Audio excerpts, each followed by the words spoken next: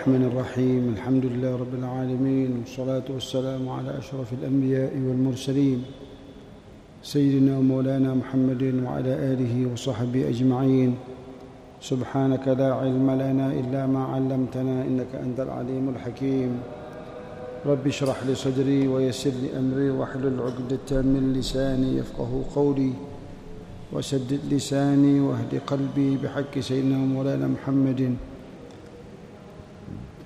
والصحب والآل وبالسند المتصل للإمام الحافظ أبي زكريا يحيى بن الشرف النووي رضي الله تعالى عنه ونفعنا به بعلومه في الدارين آمين.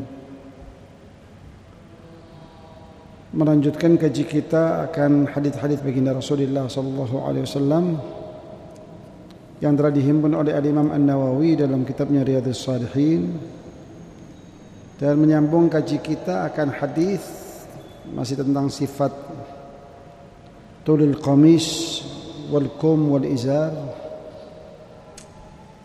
Melanjutkan hadis dari Abi Jurai Jabir bin Salim radhiyallahu anhu.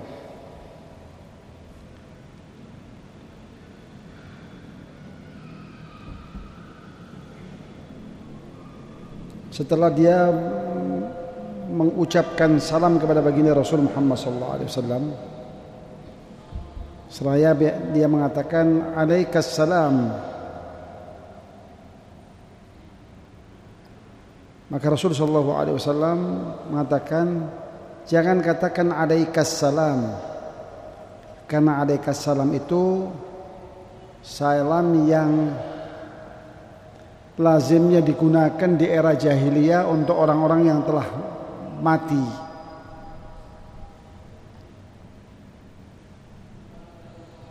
Tetapi ucapkanlah qulis salamu alaik, ucapkan assalamu alaik atau assalamu alaikum, walaupun yang diberikan salam hanya satu orang, tetapi sunnahnya begitu, assalamu alaikum, karena tujuannya adalah untuk orang itu dan untuk dua malaikat yang di kanan kiri orang itu. Makanya ucapannya tetap assalamu alaikum. Niscaya malaikat raqib dan atid itu pun akan menjawab salam kita, wa alaikas salam.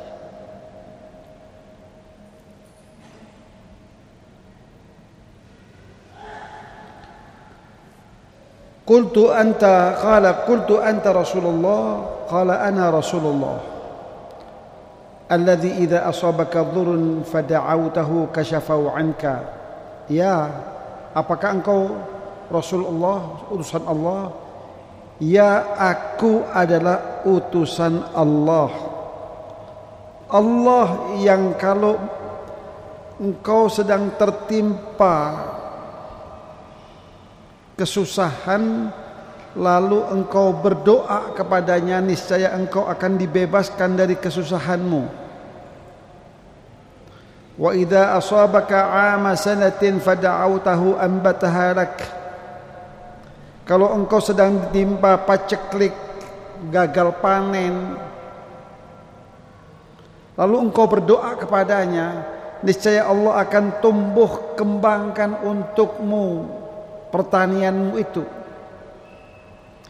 Wa idza kunta bi ardi kafrin aw falatin fadallat rahilatuk fada'awtahu radduha 'alaik. Allah yang kalau engkau di tengah padang pasir lalu kendaraanmu itu hilang dan engkau kemudian berdoa memohon kepada Allah, niscaya Allah akan kembalikan kendaraanmu itu kepadamu. Qala i'had ilayya, kalau begitu wahai Rasul, berikan wasiat kepadaku untuk pesan-pesan kehidupan, untuk aku jadikan pegangan hidup. Oleh karena itu maka disunnahkan orang itu kalau bertemu dengan orang soleh, ketemu orang alim, orang yang berilmu, orang yang punya pengetahuan, punya ma'rifat, itu sunnahnya kita minta kepada dia wejangan dan wasiat untuk pegangan hidup kita. Karena mereka-mereka itu kita yakini punya kedekatan dengan Allah. Dan orang-orang yang sudah menapaki jalan kehidupan ini dan mereka sukses sebagai hamba Allah, maka kita meminta sesuatu darinya. Sesuatu itu berupa wasiat, pesan-pesan kehidupan untuk pegangan kita dalam kehidupan ini, agar tidak dalam menapaki jalan kehidupan ini kita mendapatkan keselamatan sebagaimana orang tadi itu sudah menapaki kehidupan dan punya pengalaman.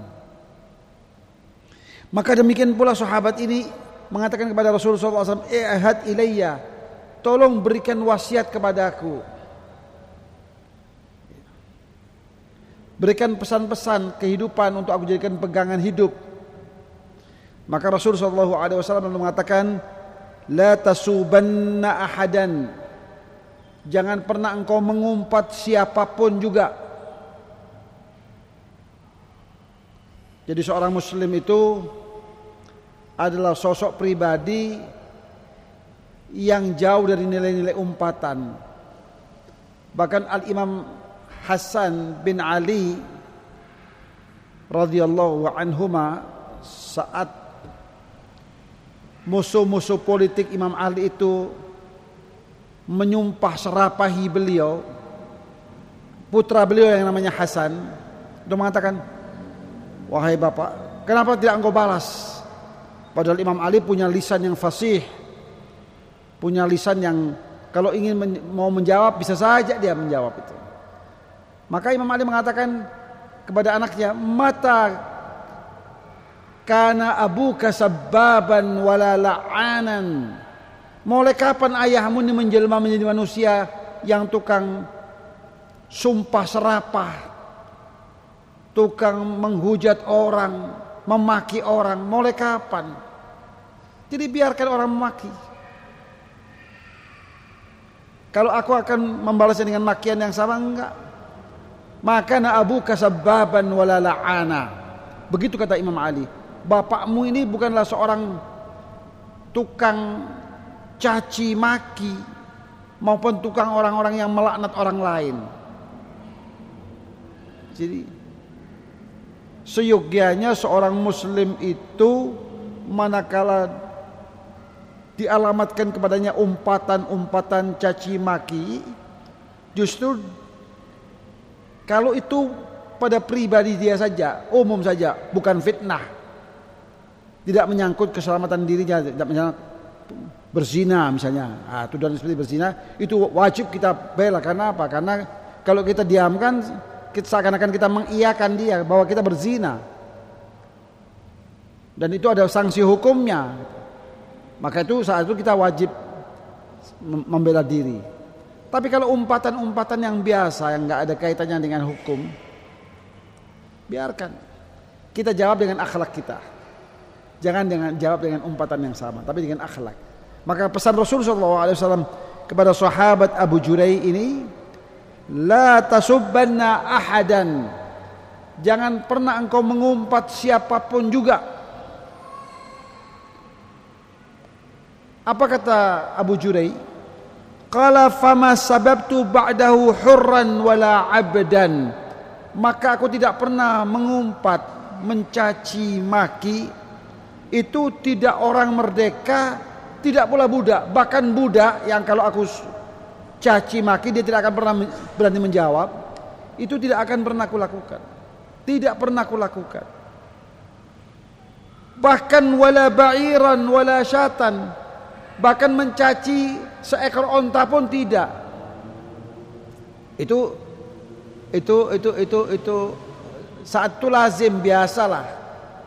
Kendaraan umumnya orang kalau enggak onta ya kuda. Kalau ontanya agak rewel biasanya dia akan disumpahi, diserapahi atau diumpat. Nah itu kata Abu Jurai, aku tidak pernah mengumpat, mencaci kendaraanku, ontaku.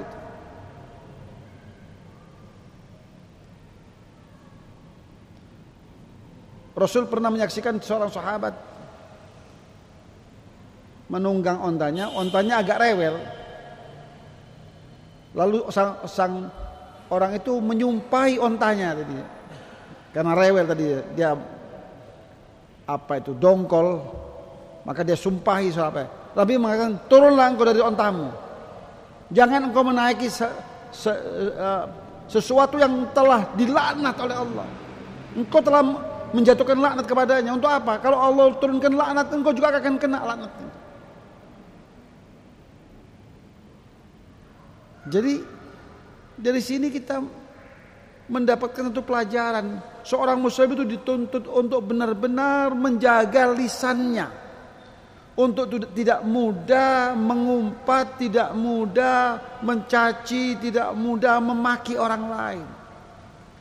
Bahkan makian dan cacian yang dialamatkan kepada binatang sekalipun. Maka sang sahabat tadi itu mengatakan, aku tidak pernah mencaci wala ba'iran, bahkan kepada seekor onta pun tidak.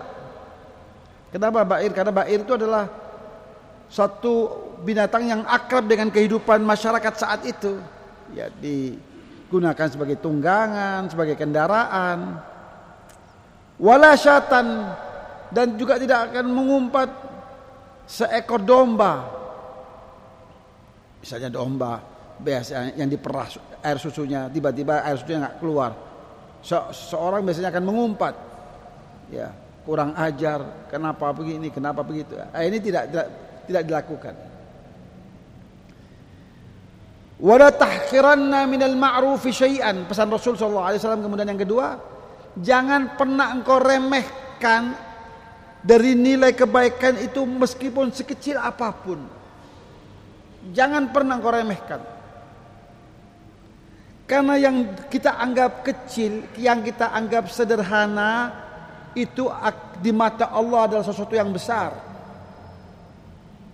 Dalam hadis yang sahih, Rasul sallallahu alaihi wasallam itu pernah menyampaikan sabdanya, "Uridat alayya a'malu ummati atau ujuro ummati hatta al-qadhati yukhrijaha ar-rajul minal masjid." Pernah ditayangkan kepadaku, kata Rasul sallallahu alaihi wasallam, tentang pahala-pahala umatku, sampai kotoran yang kecil, debu,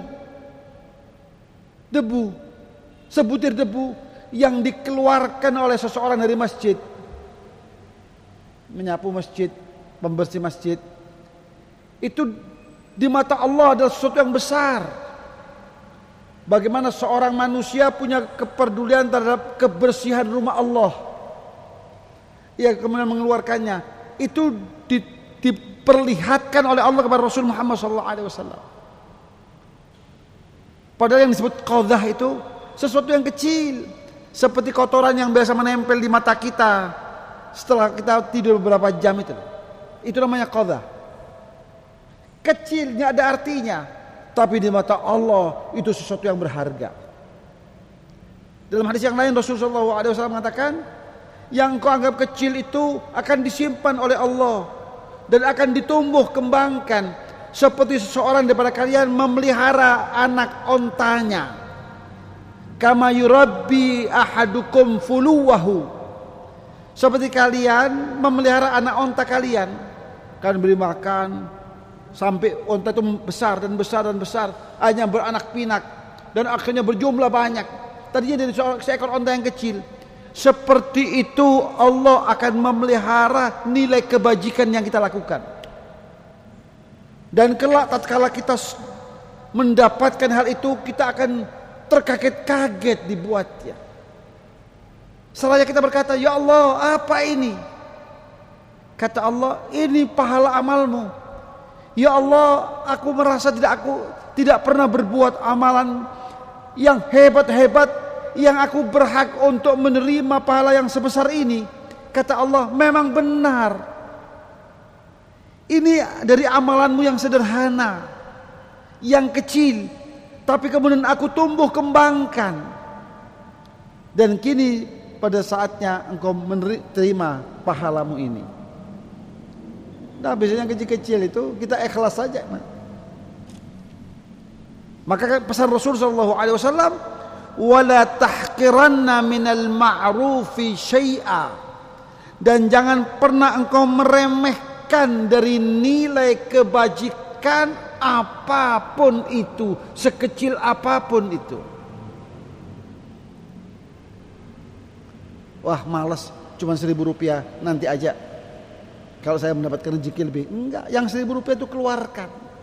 Kalau hari itu ada 1.000 rupiah, 1.000 rupiah itu keluarkan. Yang penting ikhlas, yang penting kita amalkan karena Allah. Maka Allah akan pelihara yang 1.000 rupiah tadi itu menjadi bermiliar-miliar kelak. Asal kita mengamalkannya dengan ikhlas. Kalau 1.000 rupiah masih nggak ikhlas, ya keterlaluan. Ya, saya kalau 1.000 rupiah ikhlas, tapi kalau 100.000 rupiah mesti tolak-tolak ke belakang. Jangan juga begitu. Yang bagus adalah keluarkan 100.000 tapi dengan keikhlasan. Itu jauh lebih baik daripada 1.000 dengan ikhlas. Kemudian pesan Rasul yang berikutnya, warfa izaraka ila nisfis saq, angkat sarungmu sampai setengah betismu. Itu pesan Rasul kepada Abu Jurai. Angkat sarungmu hingga setengah betismu. Fa in abaita ilal ka'bain, kalau engkau enggak memungkinkan, wah rasanya janggal kalau terlalu tinggi, malah jadi bahan tontonan orang. Kalau engkau enggak bisa, fa in abaita, kalau engkau enggan, maka ilal ka'bain, turunkan sampai sebatas mata kaki. Jadi sebatas mata kaki. Mata kakinya kelihatan di atas mata kaki maksudnya. Posisikan ujung sarungmu itu di atas mata kaki. Demikian wasiat Rasul sallallahu alaihi wasallam. Lalu yang berikutnya apa tuh? Wa iyyaka wa isbalul izar. Awas, jangan sampai engkau lakukan untuk menjuntaikan sarungmu hingga menutupi tumitmu. Itu isbal namanya. Jadi membiarkan sarung kita terjuntai ke bawah sampai menutupi tumit kita. Itu isbal, dan itu Rasul melarangnya. Nah, dalam kajian kita yang lalu, itu larangan jika dilakukan dengan sebagai ekspresi kesombongan, maka hukumnya haram. Kalau tidak, hukumnya makruh. Maka yang lebih baik apa? Yang lebih baik sarung itu kita angkat sampai di atas mata kaki kita. Itu yang sunnah. Kalau itu kita lakukan dan kita niatkan ittiba'us sunnah, itu sudah kita mendapatkan ganjarannya menghidupkan dan melestarikan sunnah baginda Rasul Muhammad SAW. Jadi sunnah nggak muluk-muluk, ya. Sunnah gimana? Cara memakai sarung di atas mata kaki. Pakai sarung saja sudah bisa mendulang nilai pahala. Pakai gamis, pakai baju sampai sebatas pergelangan tangan. Kita niatkan ittiba'us sunnah karena Rasul memakainya seperti itu, maka kita sudah mendapatkan pahala. Pakai baju sebagai satu kebutuhan, tapi di belakang itu atau di atas itu semua kita mendulang pahala dari Allah. Seperti yang pernah saya katakan, pakai kopiah. Kenapa kita pilih warna putih? Karena Rasul menyukai yang putih. Kalau kita memilih warna putih, kita niatkan karena Rasul menyukai yang warna putih, maka ittiba'us sunnah sudah mendapatkan nilai pahala ihya'us sunnah. Jadi sebenarnya kita ini punya potensi besar untuk menjadi manusia yang sukses dalam kehidupan ini, dalam menggalang dan mendulang pahala dari Allah. Bukan dengan cara dari hal-hal yang ekstrim, enggak, dari hal-hal yang sederhana. Pakai baju model sampai pergelangan tangan, memakai sarung sampai sebatas mata kaki. Ya, kalau tadi nggak mau yang ekstrim sampai apa itu setengah apa itu betis, ya takutnya nanti memangnya rumahnya banjir. Nah, ya, maka kita turunkan sampai di atas mata kaki. Ya. Kata Rasul, wa iyyaka wa isbalul izar fa innaha minal makhilah. Jangan engkau menggunakan menjuntaikan sarungmu. Ukuran menjuntaikan sarung itu sampai mana? Sampai menutup tumit kita. Tumit kita tertutupi. Itu sudah masuk kategori isbal. Karena isbal itu kata Rasul minal makhilah, dari kesombongan. Jadi ekspresi kesombongan itu kita wujudkan dalam bentuk kita menjuntaikan sarung kita atau celana kita sampai menutupi tumit. Ya, bahkan sampai menutupi tumitnya sepatu. Kalau pakai itu berarti memenuhi unsur estetikanya syaitan itu. Enggak perlu. Islam punya gaya tersendiri dalam berbusana. Enggak perlu niru-niru yang lain. Dengan kita menonjolkan gaya berpakaian yang islami, kita sudah berdakwah. Itu namanya dakwah bil hal. Dakwah dengan keadaan, dengan tampilan kita. Kadang dakwah dengan hal itu lebih mengena daripada dakwah bil maqal, dakwah dengan secara verbal, ucapan-ucapan seperti saat ini. Apa? Berikan contoh yang baik. Pakaian yang rapi, yang bersih. Tujuannya menunjukkan orang Islam itu bersih. Orang Islam itu rapi. Pakai celana enggak sampai menutup tumit sepatu, tapi di atas sepatu. Karena itu lebih menjamin kebersihannya.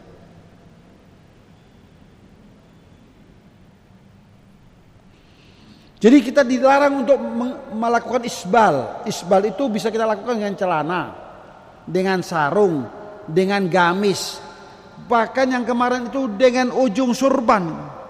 Kalau ujung surban kita tuh terjuntai sampai ke bawah, sama, nggak boleh. Atau pakai surban yang kita pakai di sini, terjuntai sampai ke bawah. Itu ala film India, iya. Nah, itu nggak boleh juga walaupun surban. Tadinya mau ngikuti sunnah malah justru itu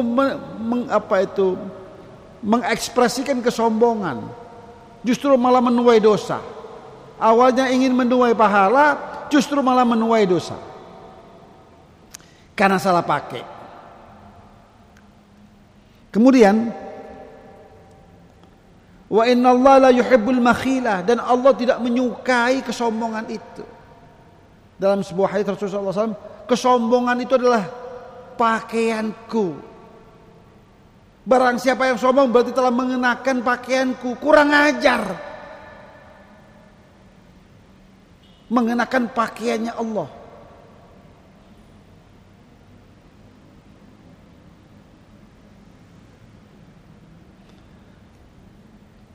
Wa in imru'un syatamaka aw ayyaraka bima ya'lamu fika fala tu'ayyirhu bima ta'lamu fihi fa innama wabalu dzalika alaihi. Kalau ada seseorang yang mengumpatmu, mencacimu, memakimu atau melecehkanmu, ayyaraka, melecehkanmu bima ya'lamu fi, karena tahu akan kelemahan-kelemahanmu, maka kelemahan-kelemahanmu itu yang dijadikan bahan cacian dan makian olehnya, maka jangan engkau lecehkan dia dengan apa yang kau ketahui dari dirinya. Jangan dibalas dengan lecehan yang lain. Jangan engkau balas dengan cacian yang lain. Kenapa? fa innama wabalu dzalika alaih, karena dampaknya dari dosa mencaci maki itu akan kembali kepadanya. Jadi engkau biarkan saja dia mencaci maki macam-macam, sumpah serapah, cacian, makian yang kotor-kotor, engkau jawab dengan akhlak sebagai seorang muslim, diam. Balasannya akan kembali kepada dirinya sendiri. Begitu pesan Rasul sallallahu alaihi wasallam kepada sang sahabat saat sang sahabat meminta pesan-pesan kehidupan kepada beliau. Hadis ini diriwayatkan oleh Abu Daud dan Imam Tirmidzi dengan sanad yang sahih. Imam Tirmidzi mengatakan hadisnya hasanun sahih. Selanjutnya wa an Abi Hurairah radhiyallahu taala anhu qala bainama rajulun yusalli musbilun izarahu qala lahu Rasulullah sallallahu alaihi wasallam idhhab fatawadda fadhahaba fatawadda'a ثم جاء فقال اذهب فتوضأ فقال له رجل يا رسول الله ما لك أمرته أن يتوضأ ثم سكت عنه قال إنه كان يصلي وهو مسبل إزاره وإن الله لا يقبل صلاة رجل مسبل رواه أبو داود بإسناد صحيح على شرط مسلم. Hadis yang berikutnya sumber periwayatannya dari seorang sahabat yang bernama Abu Hurairah radhiyallahu taala an, di mana beliau berkata, suatu ketika saat seseorang sedang sholat dengan posisi orang itu musbilun izaruhu, sarungnya terjuntai sampai ke bawah, menutup mata kaki, menutup tumitnya. Maka Rasul sallallahu alaihi wasallam kemudian mengatakan kepada orang itu usai salat, sekarang engkau pergi dan berwudu. Maka orang itu menurut, pergi untuk berwudu. Kemudian datang pada Rasul sallallahu alaihi wasallam. Tsumma jaa faqala idhhab fatawadda. Engkau pergi berwudulah.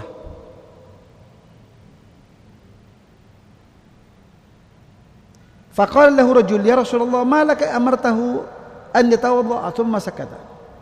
Maka Rasul sallallahu alaihi wasallam kemudian orang sahabat yang duduk di sebelahnya, wahai baginda Rasul, apa persoalannya? Kenapa engkau perintahkan orang itu untuk berwudu?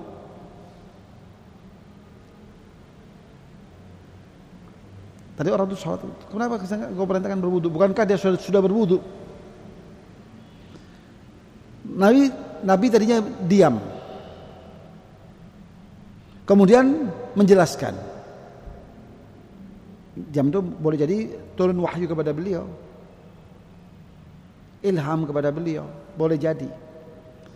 Maka Rasulullah SAW mengatakan, innahu kana yusalli.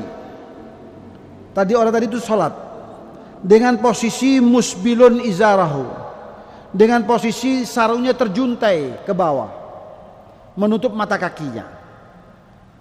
Wa innallaha la yaqbalu salata rajulin musbilin.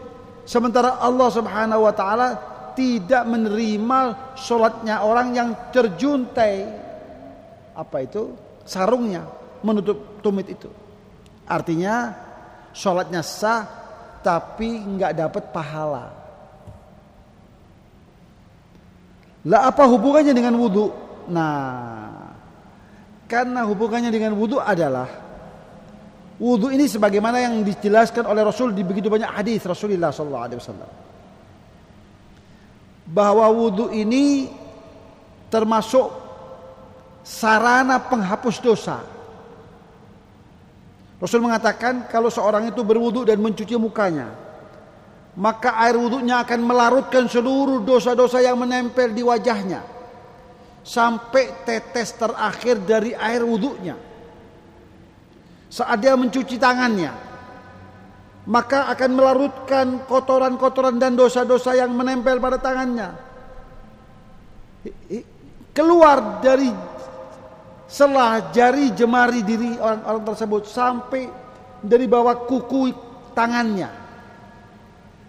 Demikian pula tatkala dia mengusap kepalanya, demikian pula tatkala dia mencuci kakinya, dosa itu akan keluar bersama air wudhunya. Karena wudhu itu dapat menghapuskan dosa yang menempel pada diri seseorang, maka Rasul sallallahu alaihi wasallam perintahkan dia untuk berulang kali melaksanakan wudhu. Itu hikmahnya. Setelah penjelasan Rasul bahwa Allah tidak akan menerima, artinya tidak akan memberikan pahala, itu ibadah yang makbulah dan ibadah yang secara syariat sah, itu beda dimensi. Jadi orang yang sholat dengan sarung yang terjuntai ke bawah itu, kalau dari aspek syariat ia sah sholatnya, karena jika orang itu telah memenuhi rukun sholat dan kewajiban sholat serta syarat sahnya sholat, maka sholatnya sah. Dia tidak terkena sanksi dosa meninggalkan sholat. Tapi sholat yang dilakukan itu pada hakikatnya sia-sia. Kenapa? Karena tidak diterima oleh Allah. Kalau nggak diterima oleh Allah, berarti orang itu tidak memperoleh nilai pahala.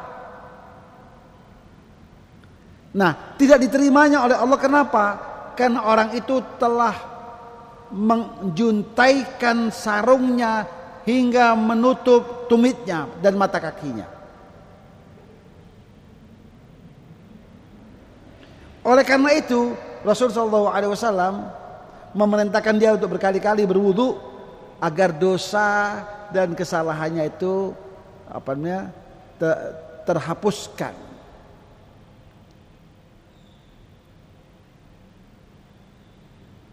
Jadi kalau sah-sah, tapi diterima oleh Allah enggak. Itu jelas hadis ini mengatakan wa innallaha la yakbalu salata rajulin musbilin. Allah tidak akan menerima salat seseorang yang menjuntaikan pakaiannya hingga ke bawah. Tapi kalau dari aspek syariat sah, karena dia telah memenuhi rukun dan kewajiban sholat. Artinya dia tidak lagi dituntut untuk apa, atau dituduh sebagai orang yang meninggalkan sholat, dan tidak perlu mengulang sholatnya. Hadis ini sahih dengan syarat Imam Muslim. Maksudnya sahih dengan peringkat keempat. Peringkat keempat. Ini sahih itu ada tingkatan-tingkatan. Yang pertama sahih, kriteria puncak itu diriwayatkan oleh Imam Bukhari dan Imam Muslim. Kemudian diriwayatkan oleh Imam Bukhari saja. Kemudian diriwayatkan oleh Imam Muslim saja. Kemudian diriwayatkan oleh yang keempat diriwayatkan oleh dengan syarat Imam Bukhari dan Imam Muslim.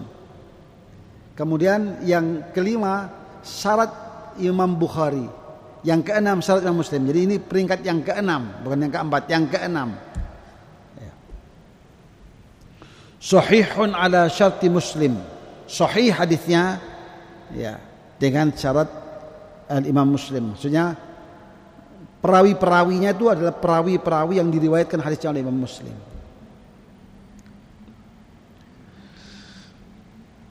Selanjutnya wa an Qais bin Bashir at-Taghlibi qala akhbarani abi wa kana jalisan li Abi Darda qala bi Dimishq rajulun min ashabin Nabi sallallahu alaihi wasallam yuqalu lahu Ibnul Hanzaliyah wa kana rajulan mutawahhida falamma qallama yujalisun nasa innama huwa salatun fa idza faragha fa innama huwa tasbihun wa takbirun hatta ya'tiya ahlahu famarra bina wa nahnu inda Abi Darda faqala Abu Darda kalimatan tanfa'una wa la tadurruk.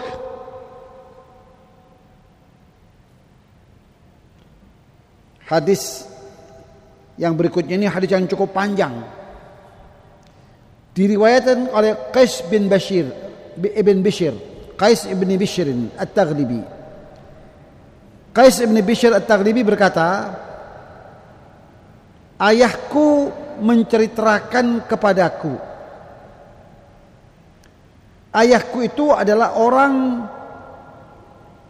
yang menjadi kawan dekatnya Abu Darda, teman ngobrolnya Abu Darda. Abu Darda ini seorang sahabat Rasulullah. Dia termasuk sahabat Ansor yang paling terakhir masuk Islam.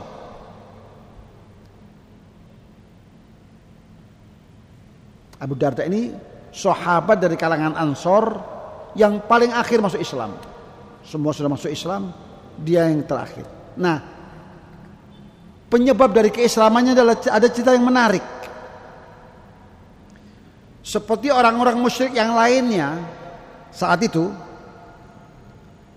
masing-masing di rumah mereka itu ada berhala yang disembah.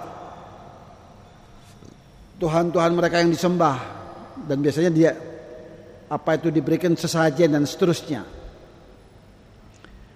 Nah, saat itu Islam sudah berkembang di Madinah.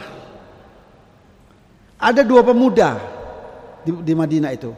Yang pertama namanya Muhammad ibnu Maslamah. Yang kedua namanya Abdullah ibnu Rawahah. Yang terakhir ini menjadi pejuang di perang Mu'atah. Itu melihat Abu Darda masih rajin nyembah berhalanya itu.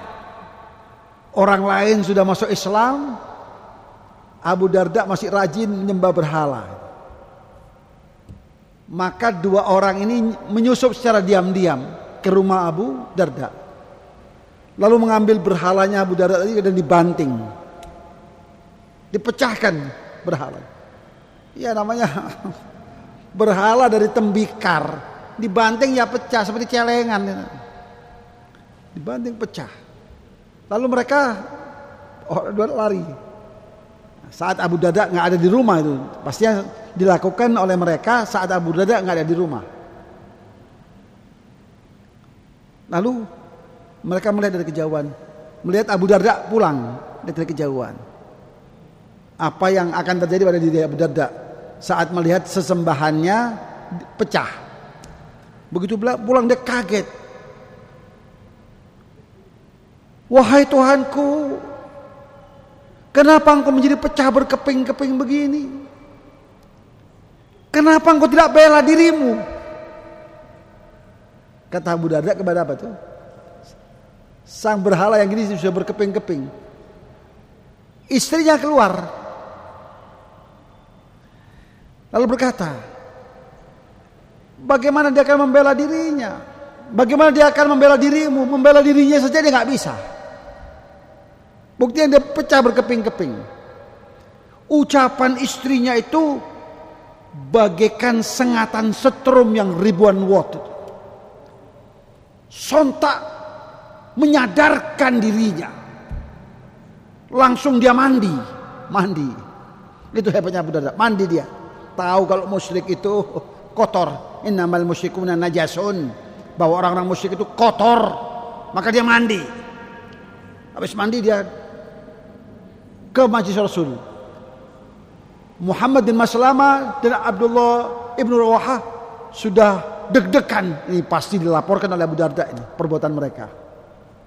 Sampai di hadapan Rasul, dia lalu mengucapkan syahadat, asyhadu an la ilaha illallah wa anna Muhammadan Rasulullah sallallahu alaihi wasallam.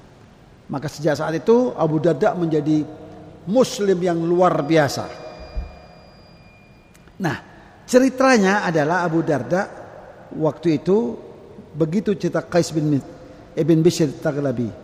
Kana bi Dimashq, di Damaskus itu ibu kota Syria, hari ini ibu kota Syria itu kalau dalam bahasa agamanya disebut Dimashq. Ya. Kalau diterjemahkan artinya Damaskus. Rajulun min ashabin Nabi sallallahu alaihi wasallam. Ada seseorang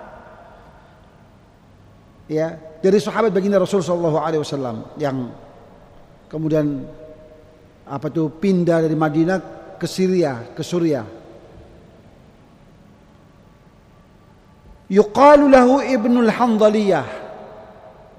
Yaitu yang namanya kemudian dijuluki dengan Ibnul Handhaliyah. Wa kana rajulan mutawahhida.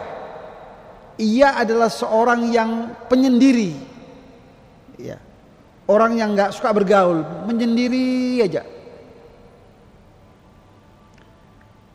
Qallama yujalisun nas.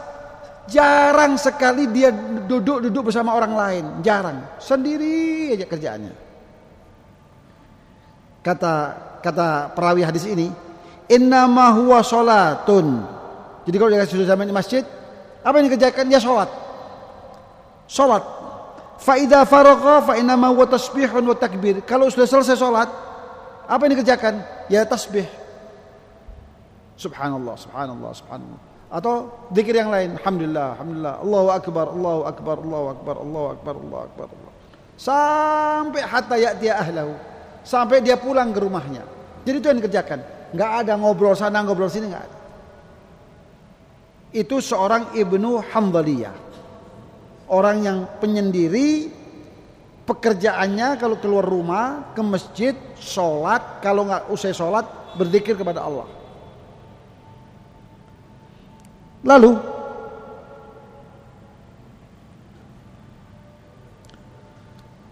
famarra bina, sekali waktu Ibnu Handhaliyah itu berjalan melewati kami yang sedang duduk itu. Abu Darda dan siapa itu? Bishr At-Taghlibi melewati mereka. Maka Abu Darda lalu menyapa orang itu. Faqala lahu Abu Darda kalimatan. Wahai Ibnu Handhaliyah, satu kalimat saja, karena dia tahu orang ini penyendiri, enggak suka ngobrol, enggak suka ngomong. Kalimatan tanfa'una wa la tadurruk, yang akan bermanfaat untukku dan tidak akan bermadarat kepada untukmu. Bermanfaat untuk kami dan tidak akan berbahaya untuk dirimu.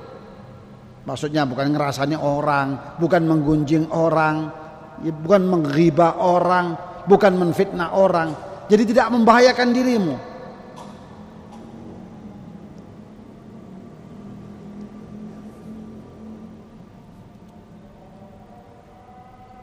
Maka kemudian dijawab. Dan jawaban Ibnul Handhaliyah itu insyaallah kita akan bahas pada pertemuan kita yang akan datang. Mudah-mudahan ilmu yang kita pelajari hari ini menjadi ilmu yang bermanfaat, berfaedah bagi kita semua fid din wa dunya wal akhirah. Harapannya seiring dengan bertambahnya ilmu akan bertambah pula nilai-nilai keislaman, keimanan dan ketakwaan kita kepada Allah Subhanahu wa taala, sehingga nilai-nilai keislaman kita hari ini, nilai-nilai keimanan kita hari ini dan nilai-nilai ketakwaan kita hari ini tentunya lebih baik daripada hari kemarin, dan harapannya di hari ke depan insyaallah akan lebih baik daripada hari ini, sehingga kita akan tergolong dan terbilang orang-orang yang sukses, selamat, bahagia dunia maupun akhirat. Amin ya rabbal alamin. Wa sallallahu ala sayyidina Muhammadin nabiyil ummi wa ala alihi wa sahbihi wasallam. Walhamdulillahi rabbil alamin.